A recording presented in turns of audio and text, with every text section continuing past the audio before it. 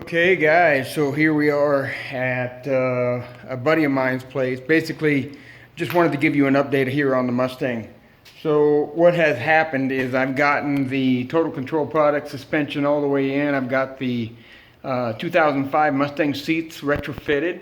Got the steering column in. Got the Bear Brake Remaster sitting in there with the Hydro Boost.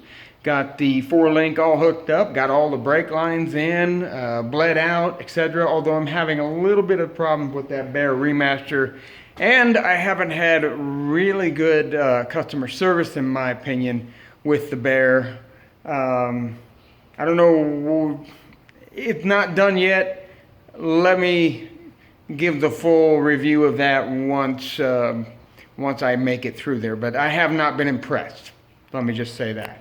The products, well, the fact that I haven't quite got it working right, yeah, but as far as looks, quality, as far as like, it looks like it's going to be great and all that, yeah, no problems there. American made, I like the idea of that, but we're going to have to check everything else out here after we, go through the whole process. So now, back to the car here. So what we're going to be doing now is I've got it on the ground, got the doors hooked up there. We got to line up these doors a little bit to fit this original quarter panel right here. Okay, and as you can see, this is some of the damage, and then it gets rusty down here.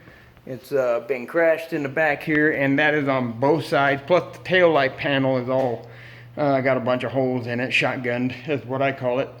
Excuse me. So Kentucky Mustang right there provided me with all the parts that I'm going to be needing. I bought them over 6 months ago, so I have no idea what the supply chain is like right now, but that was at a point where I was starting to see some of the supply chain issues, and I said I better get this moving before I luck out.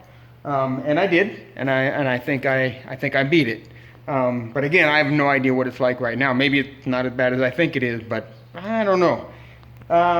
Based on my industry, trust me, we are having supply chain issues on a lot of things outside of Morton, actually, but still having supply chain issues.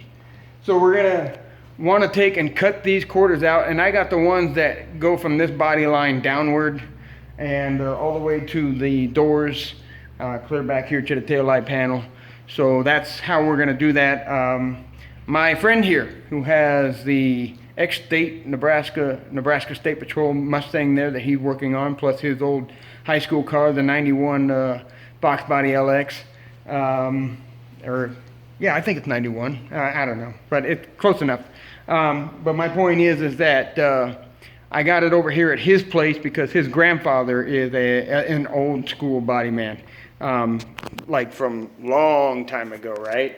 Like when these things were brand new, and he knows how to do all that old school stuff, like the leading, that, at the joints and so on and so forth. But anyway, he's the one who's going to be in charge, I guess you might say, or at least heading up the idea of how we're going to do this. And I've been informed already that we are going to be cutting everything with a jigsaw, maybe a sawzall, to get everything out. He's that type that you're not going to be using a torch or a plasma cutter even. I suggested I have a plasma cutter, and he just looked at me like he wanted to kill me.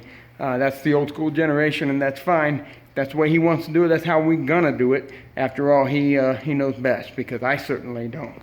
But I got it over here at his place, and really soon we're gonna actually start cutting this thing apart and putting in the new ones. And then the plan is that we're going to actually cut the old ones out, put the new ones in, and tack it in place, and then I'll be able to take it back to my house, where it's still summertime out. It's mid-August, so it's starting to get to where we're going to have some cooler weather or whatever, but I'll just push it outside. I got a really nice welder, and then I'll go ahead and completely weld this up at home. So that's the plan. Get it cut out, replace it, get it tacked up, and then go ahead and completely weld it all in. And then the fun part begins. That's the body work, which I, again, know nothing about.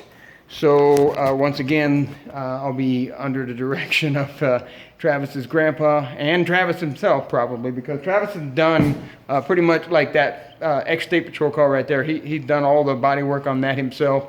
Plus he has a 65 fastback. He's had a lot of stuff actually that's gone through his garage here.